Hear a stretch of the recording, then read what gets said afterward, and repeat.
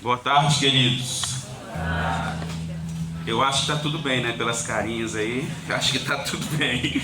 Eu me chamo Vitor, sou casado com a Jéssica, somos pais do Davi e do Pedro. Eu sirvo a Deus no movimento da Renovação Carismática Católica, no grupo de oração Mensageiros de Cristo, que acontece na Igreja de São Pedro. Sou ministro da Eucaristia também no Santuário. E, queridos, é uma alegria muito grande estar aqui com vocês. É sempre uma alegria muito grande quando nós encontramos um salão com tantos jovens que vieram para um encontro com Cristo. Eu costumo dizer isso, provavelmente o pessoal que está servindo aqui já vai ouvir isso repetidamente. Todas as pessoas que tiveram um encontro com Cristo verdadeiro tiveram suas vidas transformadas. Todas as pessoas na Bíblia que passaram por Jesus tiveram suas vidas transformadas. Porque Jesus está ansioso por esse encontro. E chegou a sua vez. Você veio para cá porque Jesus está ansioso em te encontrar. E essa transformação só não vai acontecer se você não quiser, sabe? Se você passar o final de semana todo aqui e ignorar a presença de Jesus. Porque, como eu disse, aqueles que tiveram um encontro verdadeiro com Cristo, a vida foi transformada. Mas Jesus passou por várias multidões. E nessas multidões, algumas pessoas só estavam ali com o corpo. Eles não tiveram um encontro verdadeiro. Eles não reconheceram quem estava passando. E talvez nesses não aconteceu algo diferente. Mas aqueles que reconheceram quem era que estava ali tiveram um encontro que transformou suas vidas. Por isso, esse final de semana pode ser um encontro que vai transformar a sua vida. Deus te trouxe aqui porque Ele quer te abraçar. Deus te trouxe aqui porque Ele quer te acolher. Deus te trouxe aqui porque Ele quer te amar. E independente de como está a sua vida, independente de como é a sua história, independente se você se acha digno ou não, independente dos seus pecados, independente do que as pessoas pensam de você, Deus quer te abraçar. Deus quer te acolher. Deus quer te amar. E é isso que nós vamos ver nessa palestra, que tem o tema do filho pródigo. Eu acredito que você já ouviu falar, e hoje nós vamos trabalhar ela um pouquinho com mais profundidade, para entender o que Deus quer falar conosco através dessa palavra. Se você está com a sua Bíblia aí e quiser acompanhar comigo, está no Evangelho de Jesus Cristo segundo São Lucas, no capítulo 15, no versículo 11. A palavra de Deus fala assim, Lucas 15, 11. Disse ainda, um homem tinha 2 filhos. O mais jovem disse ao pai, Pai, dá-me a parte da herança que me cabe. E o pai dividiu os bens entre eles. Poucos dias depois, ajuntando todos os seus haveres, o filho mais jovem partiu para uma região longe e ali dissipou sua herança numa vida devassa. E gastou tudo. Sobreveio àquela região uma grande fome e ele começou a passar privações. Foi então empregar-se com um dos homens daquela região que o mandou para os seus campos cuidar dos porcos. Ele queria matar a fome com a lavagem dos porcos comiam, mas ninguém lhes dava. E caindo em si, disse, quantos empregados de meu pai têm pão com fartura e eu aqui, morrendo de fome? Vou-me embora, procurar o meu pai e dizer-lhe, pequei contra o céu e contra ti, já não sou digno de ser chamado teu filho. Trata-me como um dos teus empregados. Partiu então e foi ao encontro do pai. Ele estava ainda ao longe, quando seu pai viu. Encheu-se de compaixão, correu e lançou-se-lhe ao pescoço, cobrindo-o de beijos. O filho então lhe disse, Pai, pequei contra o céu e contra ti, já não sou digno de ser chamado teu filho. Mas o pai disse aos seus servos, ide depressa, trazei a melhor túnica, revestiu com ela, ponte um anel no seu dedo e sandálias nos pés. Trazei um novilho cevado e matai-o. Comamos e festejamos, pois este meu filho estava morto e tornou a viver. Estava perdido e foi reencontrado, e começaram a festejar. Seu filho mais velho estava no campo. Quando voltava já perto da casa, ouviu músicas e danças. Chamando um servo, perguntou-lhe o que estava acontecendo. Este lhe disse: é teu irmão, que voltou, e teu pai matou um novilho cevado, porque o recuperou com saúde. Então ele ficou com muita raiva e não queria entrar. Seu pai saiu para suplicar-lhe. Ele, porém, respondeu ao seu pai: há tantos anos que eu te sirvo, jamais transgredi uma só dos seus mandamentos, e nunca me deste um cabrito para festejar com os meus amigos. Contudo, veio este teu filho, que devorou teus bens com as prostitutas, e para ele matas um novilho cevado? Mas o pai disse: filho, tu estás sempre comigo, e tudo que é meu é teu. Mas era preciso que festejássemos e nos alegrássemos, pois este teu irmão estava morto e tornou a viver. Ele estava perdido e foi reencontrado. Palavra da salvação. E aí nós vamos, como ela é uma palavra longa, nós vamos pegar ela agora parte por parte para entendermos o que ela quer nos dizer e quem que nós somos no meio dessa história. O que Jesus quer nos ensinar com essa parábola. E nós começamos com um filho dizendo: pai, dá-me a parte da herança que me cabe. O que significa isso? Significa que o filho não estava satisfeito na casa do pai. Talvez ali o pai tinha suas regras, o pai era um pai rígido, o pai é que colocava limites. E você sabe disso, eu não sei se você já ouviu do seu pai, eu ouvia muito dos meus, falava assim: você pode ter a idade que for, você pode fazer o que for, enquanto estiver debaixo do meu teto, são as minhas regras, é do meu jeito. Então, o que demonstra aqui, quando esse filho pede a parte da herança que ele quer ir embora, ele está dizendo: eu não quero mais viver sob a submissão do meu pai, eu não quero mais viver sobre as regras do meu pai, eu não quero que o meu pai dite o meu caminho, eu não quero que o meu pai diga o que eu posso e o que eu não posso fazer. Eu quero ser livre, eu quero ser dono do meu próprio nariz, eu quero tomar as minhas decisões, eu quero fazer as minhas escolhas. E ele ali rompe com o seu pai, dizendo: eu não quero mais te obedecer, eu não quero mais fazer parte dessa família, eu quero eu mesmo administrar a minha vida. E aí nós precisamos fazer uma reflexão se nós não somos assim também. Por quantas vezes nós achamos que estar na igreja é muito difícil, a palavra de Deus é muito difícil, seguir os mandamentos é muito difícil, seguir o que a igreja diz é muito difícil, e nós não queremos viver sob essa regra. Nós não queremos viver submetido às regras da igreja, às regras do que Jesus diz. Nossa, mas a Bíblia fala que tudo é pecado. Eu não quero viver sob essas regras. Eu quero decidir o que é bom, o que é ruim para mim. E muitas vezes nós somos esse filho que rompemos com Deus, que rompemos com a sua palavra, que rompemos com seus mandamentos, que dizemos: nós não queremos estar submetido a ninguém dizendo o que é certo e o que é errado para mim. Eu quero fazer as minhas escolhas, eu quero tomar as minhas decisões.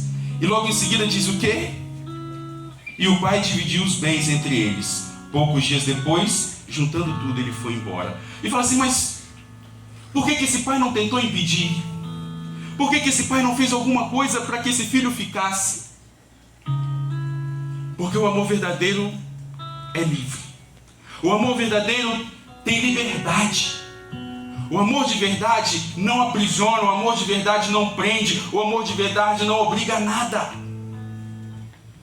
Eu já dei esse exemplo em algumas oportunidades, vou repetir aqui para vocês. Imagina um casal de namorados, e o rapaz diz que ama demais a sua esposa, a sua namorada, ama ela mais do que tudo, e ele ama tanto que ele quer ficar grudado nela o tempo todo. Então ele coloca uma algema entre ele e ela, porque ele não quer desgrudar a momento nenhum. Ele quer ela perto 100% do tempo, porque ele ama ela demais. E aí ele não quer que ela fale com ninguém, ele não quer que ela olhe para ninguém, porque ela é dele. Ele ama demais e por isso ele quer ela ali. Essa namorada se sente amada? Mas ele diz que ama. Ele diz que faz isso tudo por amor. Ela não se sente amada? Porque o amor não aprisiona. E Deus nos trata assim. Deus não nos aprisiona. Deus não nos obriga a nada. Nós podíamos dizer: mas Deus, Por que permite que eu peque? Por que permite que eu vá para longe? Por que permite que eu faça escolhas erradas? Porque Deus te ama e por te amar Ele te faz livre, Ele não te aprisiona, Ele não te obriga a amá-lo de volta, Ele não te obriga a ficar com Ele. Tudo que Ele mais quer é que você fique, mas Ele quer que você fique porque você deseja ficar e não porque você é obrigado a ficar. Ele quer que você fique porque você retribui o amor que você entende que Ele tem por você e não porque Ele te aprisionou e te prendeu ali. E foi isso que esse pai fez. Dividiu parte da herança e falou, pode ir. Com o coração partido, com o coração destruído, porque com certeza, quem que ama, qual pai que ama, que quer o filho longe? Ninguém quer. Mas o amor é livre. E esse filho foi. Poucos dias depois, ajuntando todos os seus haveres, o filho mais jovem partiu para uma região longe e ali dissipou sua herança numa vida devassa. Gastou tudo. Então, aquele jovem foi, e com o dinheiro que ele estava no bolso, com as riquezas que ele estava no bolso, ele começou a gastar e viver do jeito que ele queria, do jeito que ele sonhava, fazendo as festas que queria, vivendo de forma devassa, gastando tudo, vivendo o momento presente, vivendo totalmente o tempo presente, aproveitando cada segundo do seu tempo, fazendo tudo o que ele queria, vivendo o hoje, pensando somente no hoje. Aqueles dias com certeza foram dias felizes para ele. E aí nós precisamos fazer mais uma reflexão para nós. Quantas vezes nós vivemos pensando só no hoje, vivendo só nesse momento, querendo desfrutar ao máximo da sua juventude? O seu hoje é a sua juventude, sabe?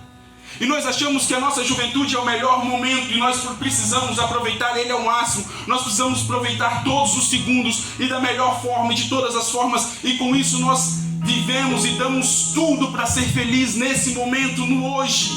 Nós gastamos a nossa vida achando que a nossa juventude é o momento que nós temos para viver tudo que nós precisamos viver para ser feliz. E gastamos tudo de uma forma devassa, sem planejamento, sem pensar no dia de amanhã. Esse jovem não pensou em nenhum segundo sequer. E daqui a pouco, quando acabar a minha herança, o que vai ser de mim?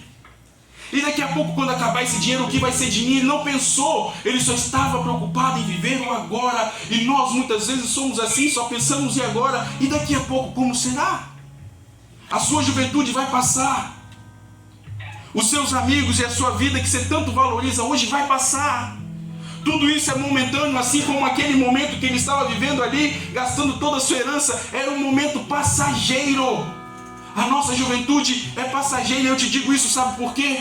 Porque na nossa juventude nós somos muito tentados a viver uma vida devassa, a viver uma vida gastando tudo. Porque na nossa juventude nós queremos agradar as pessoas, nós queremos agradar os nossos amigos, nós não queremos ser diferente, nós não queremos dizer não para tudo que as pessoas estão dizendo sim. Quantas vezes nós somos a Maria vai com as outras, não é isso? Está todo mundo fazendo, eu preciso fazer também. Está todo mundo indo, eu preciso ir também. E nós gastamos toda a nossa herança agradando as pessoas. Eu preciso te dizer uma coisa que talvez você não saiba. Eu também não sabia quando eu tinha sua idade. Esses amigos que você tem gastado a sua vida, gastado tudo para tentar agradar, essa sociedade que você tem tentado agradar, é passageiro. Vai passar.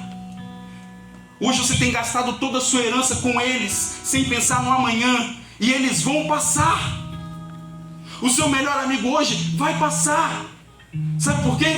Vocês vão envelhecer, vocês vão construir suas famílias, vocês vão trabalhar, e vai passar. Então vale a pena gastar toda a sua herança agora, e daqui a pouco esse amigo passou, e você não vai ter nenhum amigo, nem a herança. Vale a pena você gastar tudo que você tem para agradar as pessoas hoje? Eu estou dizendo isso para você porque essa foi a minha vida. Eu até 17, 18 anos era um aluno exemplar, sentava na primeira cadeira, não dava problema nenhum para ninguém, nunca tinha botado uma gota de álcool na boca. E quando eu fui para o segundo grau, o ensino médio, eu percebi que eu era alguém como se fosse invisível, sabe? Se eu fosse para a escola ou se eu faltasse, ninguém percebia. E a forma de eu tentar aparecer para as pessoas era o quê? Fazer o que todos eles fazem. Ir nos mesmos lugares que todos eles vão. E eu comecei então a querer me agradá-los, eu fui aproximando.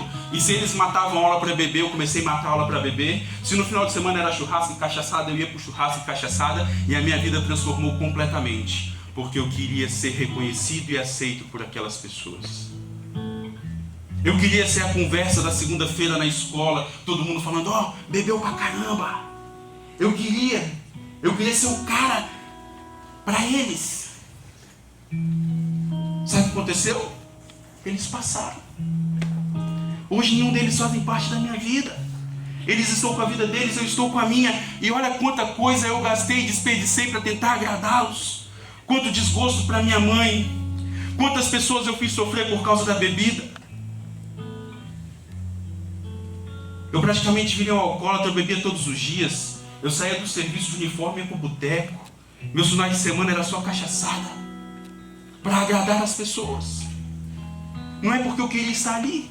Era para agradar as pessoas. Era gastar a herança com aquele momento. Porque aquele momento para mim era maravilhoso. Só que aí continua. Sobreveio àquela região uma grande fome. E ele começou a passar privações. Ele não estava preparado na hora da tribulação. Ele não estava preparado na hora que veio a dificuldade. Porque ele já tinha gastado tudo. Será que nós estamos preparados para uma dificuldade? Será que nós estamos preparados para uma aprovação? Para um momento difícil da nossa vida? Será que nós estamos preparados? Muitas vezes quando vem a aprovação, quando vem a dificuldade, quando vem o problema, quando vem a dor na nossa vida, a primeira coisa que nós questionamos é: cadê Deus? Será que Deus me ama mesmo? Por que Ele está deixando eu sofrer? Por que Ele está deixando eu passar por isso tudo? Cadê Deus que falam que é amor? Cadê Deus que não está olhando para a minha dificuldade? Cadê Deus que não está olhando para o meu problema? E aí a pergunta que nós devemos fazer não é essa. A pergunta que nós devemos fazer é: o quão longe de Deus eu estou? Esse filho estava passando dificuldade, mas ele estava numa terra longe, né? Ele foi embora para longe. O pai dele poderia dar um prato de comida para ele? O pai dele poderia botar um cobertor sobre ele quando ele estivesse sentindo frio? Não, porque existia uma distância entre eles. Uma distância que só existiu porque o filho resolveu ir para longe, entende? Eu amo meus filhos mais do que qualquer coisa. Eles agora estão na casa da minha mãe lá em Ubu. Eu consigo nesse momento demonstrar amor para eles?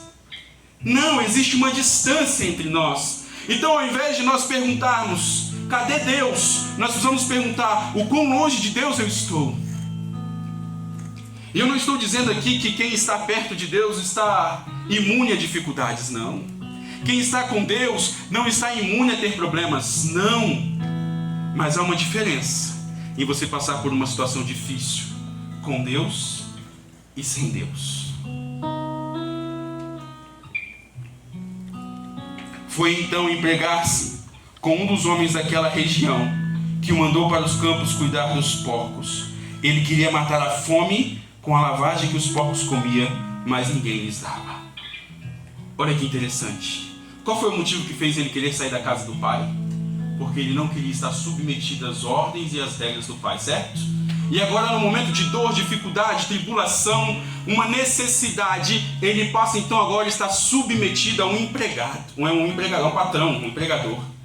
Ele agora tem que obedecer às regras de um estranho, não mais do seu pai. Porque agora ele é empregado. O que fez ele sair da casa do pai porque ele não queria receber ordens. E agora ele é obrigado a receber ordens por necessidade.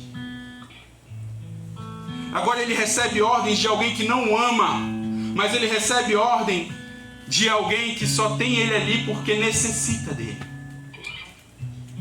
Muitas vezes nós não queremos as ordens de Deus, nós não queremos permanecer na igreja, mas nós estamos deixando outras pessoas dar ordem nas nossas vidas. Nós estamos deixando outras pessoas conduzir a nossa vida e a nossa história. Nós estamos deixando a moda, a rede social, aquilo que o influencer fala, aquilo que os nossos amigos falam. Nós não queremos, nós dizemos que não queremos ser presos a ninguém, ser dono do nosso próprio nariz, e sem perceber, nós estamos dando a nossa vida para outras pessoas dizerem o que nós devemos fazer, o que nós precisamos fazer. E essas pessoas, elas não nos amam, sabe, queridos? Igual esse homem deu emprego para ele porque precisava de alguém para cuidar dos porcos. Muitas vezes aquelas pessoas que nós valorizamos tanto e estão deixando conduzir a nossa vida, direcionar a nossa história, elas parecem que nos amam, mas na verdade elas só estão conosco por perto, baseado naquilo que nós podemos dar a elas, baseado naquilo que nós podemos fazer de bom para elas. E eu tenho um exemplo simples para dar. O seu amigo que diz que te ama tanto, e graças a Deus se ele te amar, ele te ama muito, muito, muito. Então, se a partir de hoje você tiver um encontro pessoal com Jesus que mudou a sua vida, e quando ele te convidar para a próxima farra, para a próxima bebedeira, para a próxima droga, você disser, não, eu não vou, ele vai continuar te amando. Ele vai aceitar a sua decisão, ele vai aceitar a sua escolha, ele vai continuar sendo seu amigo, mesmo que você não esteja com ele onde ele quer e fazendo o que ele quer. Será que ele te ama mesmo? Ou ele ama aquilo que você pode dar a ele? O seu namorado e a sua namorada, que vocês dizem um para o outro que ama, que é o amor da vida, que vão ver junto até a eternidade. Se a partir de hoje você chegar para ele e falar assim, ou para ela, e dizer, olha, eu tive um encontro pessoal com Deus, e a partir de hoje, o desejo do meu coração é viver o que Deus deseja, então eu vou viver a castidade. Nós só vamos ter relação sexual depois do casamento. Seu namorado que diz que te ama, ele vai aceitar isso? A sua namorada que diz que te ama, ela vai aceitar isso? Ela vai aceitar essa escolha que você está fazendo por Deus, uma escolha que está fazendo que você decidiu que é melhor para a sua vida? Vai aceitar? Te ama mesmo? Se te ama, respeita as suas decisões. Se te ama, respeita as suas escolhas.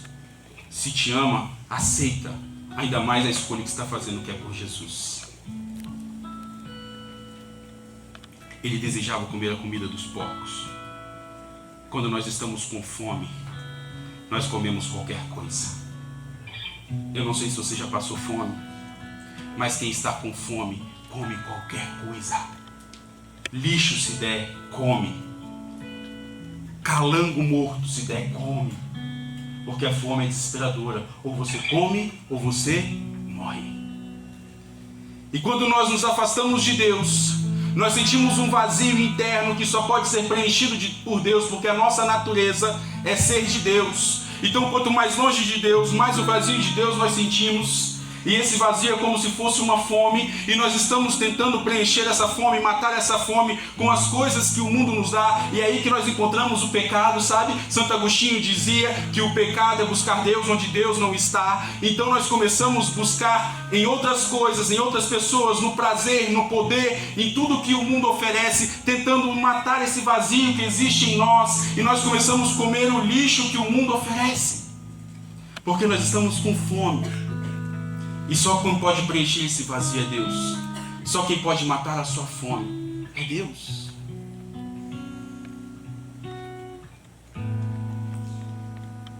E aí chegou a hora mais importante. No versículo 18. No 17 ainda. E caindo em si, disse: quantos empregados de meu pai têm pão com fartura, e eu aqui morrendo de fome? Vou-me embora procurar meu pai e dizer-lhe: Pai, pequei contra o céu e contra ti, já não sou digno de ser chamado teu filho, trata-me como um dos teus empregados. Partiu então e foi ao encontro do pai. Caiu em si. Lá no meio da fome, lá no meio da lama, lá no meio dos porcos, ele conseguiu entender quem era o seu pai. Aquele pai que ele abandonou dizendo que era um pai ruim, agora lá no meio da miséria que ele estava, ele reconheceu quem era o seu pai e quão bom o seu pai era, porque ele viu que ali existia um patrão que não lhe dava nem mesmo a comida dos porcos, enquanto o seu pai tratava os funcionários dele, os servos dele, com a melhor comida, com fartura e com abundância. Então ele percebeu: o meu pai é tão bom para os servos. Imagina para mim que era filho, que besteira que eu fiz. Eu abandonei um homem bom, que conduzia a minha vida, que regrava a minha história, para tomar as minhas decisões, para vir para longe. Que besteira que eu fiz. Eu vou voltar para a casa do meu pai, e eu sei que eu não sou digno de ser chamado mais filho. Eu quero ser pelo menos um servo, porque eu estou sendo servo aqui, desejando lavagem do porco que ninguém me dá, e lá, sendo servo do meu pai, eu vou ter pelo menos comida com abundância. Então ele, que saiu da casa do pai porque não queria estar submisso ao pai como filho, agora ele entende que é muito melhor estar submisso ao pai, mesmo como servo e como escravo, do que viver sozinho longe do pai. O que isso quer dizer para nós? Que nós precisamos entender quem é Deus. Nós precisamos entender a bondade de Deus. Nós precisamos entender que longe de Deus, a chance de nós pararmos no chiqueiro comendo lavagem é grande. E na presença dele não nos faltará nada. Ele nos dará aquilo que é necessário. Talvez você não vai ter tudo o que você quer, mas você vai ter tudo o que é necessário. Muitas vezes nós pedimos alguma coisa para Deus e Deus não nos dá, e com isso nós ficamos revoltados, né? Nós não vamos ter tudo o que nós queremos, mas nós vamos ter tudo o que nós precisamos.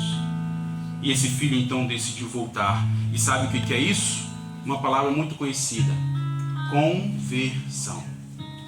Conversão. Quando você entende que você pegou um caminho errado e agora você precisa converter, mudar de rota, mudar a direção, pegar o caminho certo e voltar para Deus. Conversão. Esse filho aqui se converteu e resolveu voltar. E não só resolveu, ele tomou atitude, levantou e foi. Ele estava ainda ao longe quando seu pai viu, encheu-se de compaixão, correu e lançou-se-lhe ao pescoço, cobrindo-o de beijos.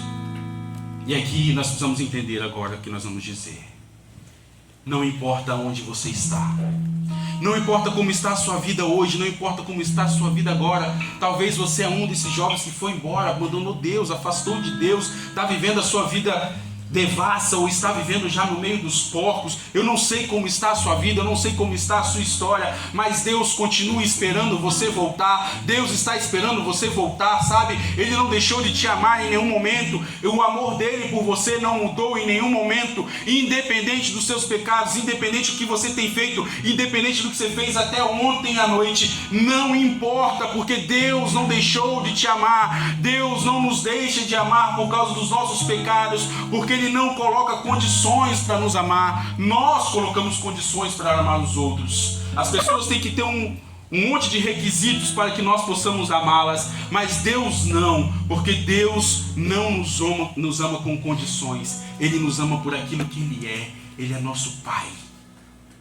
E mesmo que você foi para longe, mesmo que você se afastou, mesmo que você virou as costas para Ele como esse filho pródigo, Ele não deixou de te amar sequer um segundo. Ele te ama exatamente do mesmo jeito, desde o dia que você nasceu sem pecado nenhum. Ele te ama hoje exatamente do mesmo jeito. E essa palavra mostra isso. O pai não deixou de amar o filho sequer um dia. Muito pelo contrário, ele esperava o filho voltar todos os dias. Ele estava olhando para aquela rua todos os dias, esperando o filho voltar. Assim que Deus está hoje esperando você voltar, porque diz que o filho ainda estava longe e o pai correu em direção dele. O pai estava ansioso, olhando para aquela estrada todos os dias, esperando o filho voltar. E quando o filho voltou, ele correu até o filho, ele abraçou, ele beijou, encheu de beijos. E ali nós podemos entender um filho sujo, fedorento, cheio de lama, cheio de sujeira de porco. E o pai amou, abraçou, beijou e demonstrou: você continua sendo meu filho e eu continuo te amando do mesmo jeito. Esse aqui é o ponto alto dessa palavra, para dizer para você que não importa como você está, Ele está todos os dias te esperando voltar. Hoje, quando anoitecer, Ele vai botar a cabeça no travesseiro e vai falar: não voltou hoje. Mas amanhã, quando ele acordar, Ele vai olhar de novo para a estrada e vai ficar te esperando voltar. Deus está te esperando voltar todos os dias. Deus está te esperando voltar todos os dias, porque Ele quer te abraçar, Ele quer te acolher, independente de como você está. Ele quer te encher de beijos. Você é o filho mais amado dEle. Deus está te esperando, querido. Deus está te esperando. Mas Vitor, então, você está me esperando todo dia, eu posso deixar para vir outro dia? Não posso. Eu posso continuar curtindo a minha vida e voltar mais para frente, eu não preciso ter pressa. Só que lá na frente, ele disse que a festa estava acontecendo porque o pai encontrou o filho ainda saudável. Corre o risco de quando resolver voltar ser tarde demais. Quando você resolver voltar, você não conseguir chegar porque acabou. Se esse filho não resolve voltar logo, mais cedo ou mais tarde ele ia morrer porque ele estava passando fome. Se ele não resolve levantar e voltar logo para a casa do pai, ele ia morrer sem ter esse encontro com o pai, sem ter esse abraço com o pai, sem ter esse acolhimento do pai, sem sentir o cheiro do pai, sem se sentir amado novamente. Então, você pode deixar para amanhã? Pode, mas eu não sei o que vai acontecer daqui uma hora. Você pode deixar para depois de amanhã? Pode, mas eu não sei se a sua fome vai aguentar ou se vai te matar antes de você decidir voltar. Então volte o quanto antes, porque Ele está te esperando para te abraçar e te amar. E é um arrependimento verdadeiro e sincero. Você lembra que esse filho vem falando? Eu vou dizer para o meu pai: pequei contra o céu e contra ti, já não sou digno de ser teu filho, trata-me apenas como um dos seus escravos. E nesse momento aqui, se esse arrependimento não fosse verdadeiro, ele podia esquecer esse discurso, porque aqui ainda ele não tinha pedido perdão para o pai, ele ainda não tinha trocado uma palavra com o pai, mas o pai veio, acolheu, abraçou, beijou. Ele podia muito bem ter falado: opa, não vou pedir meu pai para ser escravo não, meu pai continua me amando, meu pai está aqui me abraçando, me beijando do jeito que eu estou, eu não preciso pedir para ele para ser um dos escravos, eu posso ser aceito como filho de novo. Mas aqui havia um arrependimento verdadeiro. Então ele foi e disse: pai, pequei contra o céu e contra ti, já não sou digno de ser chamado teu filho. Mas o pai nem deixou ele terminar e disse aos seus servos: ide depressa, trazei a melhor túnica e revesti-o com ela, ponde um anel no dedo e sandálias nos pés. Trazei um novilho cevado e matai-o, comamos e festejamos, pois este meu filho estava morto e tornou a viver, estava perdido e foi reencontrado. O pai devolveu ao filho nessa hora toda a dignidade que ele tinha perdido no mundo de devassidão. Quando o pai diz: vai rápido, depressa, ele está dizendo: esse filho está sendo aceito na minha casa, coloca nele uma túnica. O que é isso? Coloca nele uma roupa da nossa família, coloca nele uma roupa para ficar claro para todo mundo que ele faz parte da nossa família, que não, ele não é um escravo, ele não é um servo, mas ele faz parte da nossa família. Ele está com uma roupa que mostra que ele faz parte da nossa família. Coloca um anel no dedo dele para dizer que ele está numa família que tem posses. Ou seja, mesmo ele tendo gastado a parte da herança, quando ele volta, tudo que é da família volta a ser dele. Ele faz parte de novo. Coloca uma sandália nos pés, significa que os escravos não usavam sandálias, mas os livres sim. Então está dizendo: meu filho, você está livre, sandálias nos seus pés, você não é escravo. É essa dignidade que Deus quer te devolver. Uma dignidade que o mundo tira de nós. O mundo nos desfigura e muitas vezes as pessoas olham para nós aí na rua e não nos vê como filhos de Deus, porque nós estamos desfigurados pelo mundo, nós estamos sujos pelo pecado que o mundo nos oferece. As pessoas olham para nós e não nos vê como filhos de Deus, e Deus quer te devolver essa dignidade hoje. Ele quer te vestir com uma roupa nova, com uma roupa limpa, colocar um anel no seu dedo e dizer: olha, você é herdeiro de Deus, então você é rico, se valorize. Você é livre, coloca a sandália nos pés. Você faz parte da nossa casa. Matai um novilho cevado significa que essa ocasião é muito especial, porque só se matava um novilho cevado em ocasiões especiais. Deus está louco para fazer uma festa hoje no céu por você. Deus já mandou os anjos buscar um novilho cevado. Ele está esperando você voltar. Ele está esperando você voltar. Todos os dias. E aí, se nós continuamos aqui, tem agora a parte do filho mais velho. O filho mais velho que ficou nervoso e revoltado. porque o pai acolheu o filho que tinha ido embora.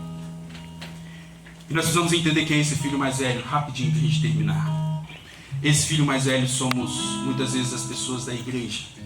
Passamos a vida toda na igreja. A vida toda. Servimos, estamos na frente da comunidade. Seguimos os mandamentos, mas não aprendemos o maior mandamento: amar. Esse filho se achava bom demais porque ele não foi embora como o outro. Ele ficou. Ele continuou servindo o pai, obedecendo o pai, mas na hora que ele precisava amar e perdoar, que é o principal de tudo. Quantas pessoas estamos na igreja hoje sem amar e sem perdoar? Só que isso não pode ser a desculpa e o impedimento para você voltar para a igreja. Nessa palavra que é grande, em algum momento demonstra que o filho mais novo se preocupou com o irmão? Em nenhum momento ele falou do irmão. Então para de dar desculpa que você não vai para a igreja porque alguém vai apontar o dedo para você, que você não vai voltar porque fulano vai te julgar. Você não tem que se preocupar com ninguém que está lá, e nem com a forma que eles vivem Deus. Você tem que se preocupar no seu relacionamento somente com o Pai. É o Pai que vai te perdoar, é o Pai que vai te acolher, é o Pai que vai te dar dignidade de filho, sabe? Não são as pessoas. Quem vai se entender com essas pessoas é o próprio Pai. Assim como a palavra diz, o filho não queria entrar para a festa. O pai fez exatamente o mesmo caminho. Do mesmo jeito que ele foi ao encontro do filho mais novo, agora diz que o pai saiu da festa e foi ao encontro do filho mais velho. Chegou lá e insistiu: meu filho, vamos entrar, vamos festejar. Ele falou: não, este teu filho voltou e você deu a ele um novilho gordo.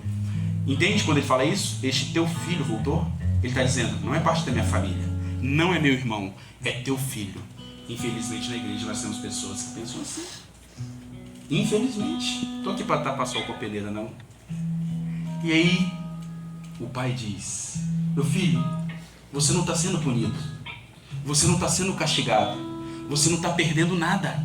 Tudo que é meu é teu. O que seu irmão levou não era a sua parte da herança, era a minha. O que seu irmão viveu não importa, foi ele. O que é meu é seu. Por que você está preocupado com ele? Vem. Aí o pai reestrutura a família, porque ele tinha dito: este é teu filho. E aí o pai fala para ele: o seu irmão estava perdido e foi encontrado. O seu irmão estava morto e reviveu.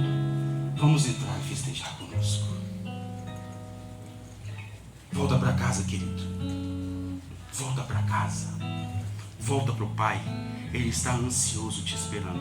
E não importa onde você está, não importa a sujeira que você está, apenas volte e deixe ele te abraçar, deixe ele te acolher, deixe ele te colocar uma veste nova. Não tem lugar melhor do que estar submetido a ele. Mesmo se vier a dificuldade, ele está preparado.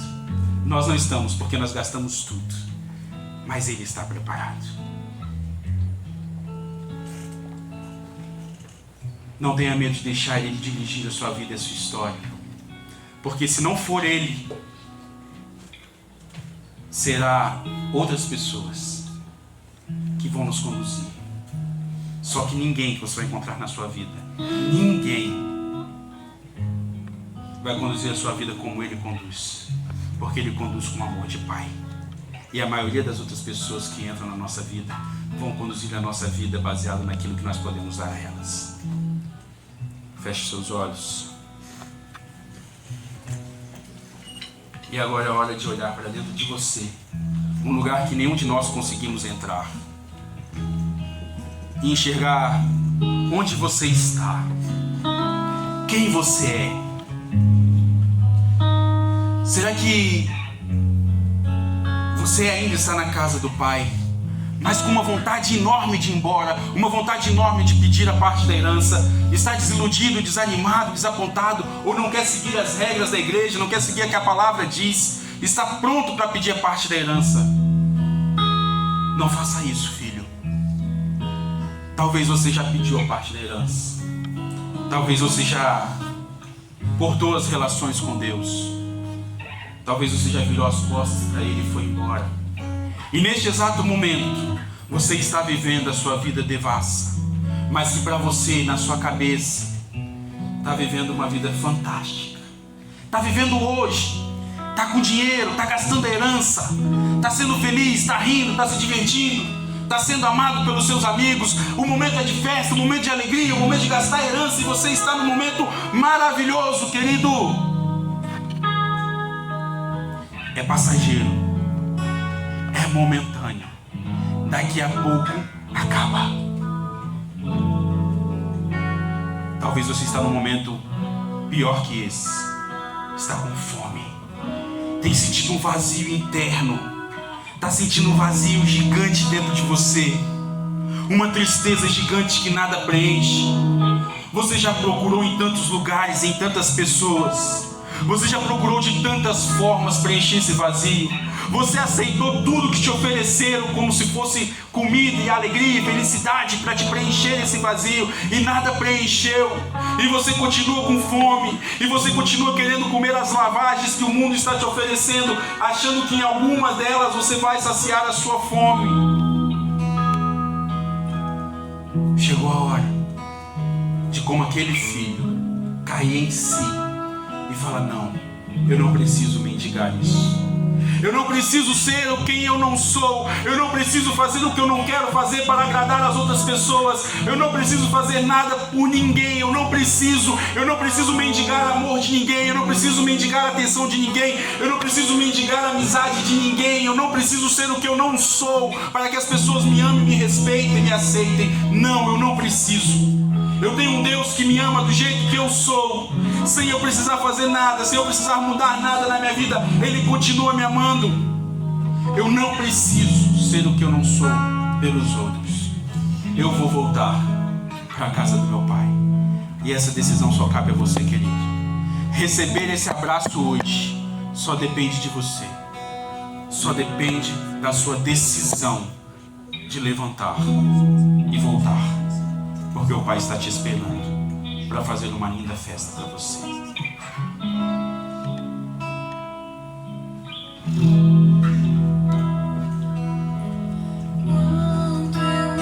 eu esperei